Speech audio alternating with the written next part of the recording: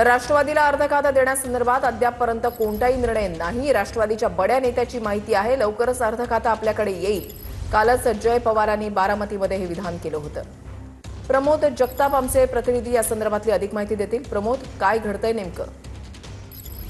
रुशाली, खरं तर अजित पवार यांच्या निधनाला 5 महिने उलटून गेलेले आहेत, पण दादांकडे जे अर्थ खातं होतं ते आता भाजपकडे गेल्याचं आपल्याला बघायला मिळतं। मुख्यमंत्री देवेंद्र फडणवीस यांनी स्पष्ट केलेलं होतं की अर्थसंकल्पीय अधिवेशन संपल्याच्या नंतर त्यांचं खातं त्यांना दिलं जाईल, पण आता 5 महिन्यांचा कालावधी उलटलेला आहे। अद्यापपर्यंत राष्ट्रवादीचं खातं राष्ट्रवादी पक्षाला दिलेलं नाही आणि याच अनुषंगानं सुनेत्रा पवार ज्या राज्याच्या उपमुख्यमंत्री आहेत त्यांनी काही दिवसांपूर्वी नाराजी देखील व्यक्त केलेली होती। पण आता राष्ट्रवादी काँग्रेस पक्षाच्या दिल्ली स्थित एका बड्या नेत्यानं खासगीत बोलताना विधान केलेलं आहे की अर्थ खातं देण्याबाबत, म्हणजे आमच्या पक्षाला अर्थ खातं भाजपकडून देण्याबाबत कुठलाही अधिकृत निर्णय जो आहे तो आतापर्यंत या क्षणापर्यंत झालेला नाही, ही मोठी माहिती त्या नेत्यानं खासगीत बोलताना पत्रकारांशी व्यक्त केलेली आहे। खरं तर जय पवार, जे अजित पवार यांचे पुत्र आहेत, त्यांनी अशा पद्धतीचे विधान कालच केलं होतं की लवकरच आपल्याकडे अर्थ खातं येणार आहे। पण जय पवारांचं एकीकडे विधान तर दुसरीकडे बड्या नेत्याचं हे विधान, त्यामुळे अर्थ खातं राष्ट्रवादी काँग्रेस पक्षाकडे येणार का यावरती प्रश्नचिन्ह उपस्थित केलं जाते। आणि जर राष्ट्रवादी काँग्रेस पक्षाकडे अर्थ खातं येणार असेल रुशाली, तर ते कधीपर्यंत येईल याची खरं तर उत्सुकता बघायला मिळालेली आहे। पण या बड्या नेत्याच्या विधानानं अजून काही काळ तरी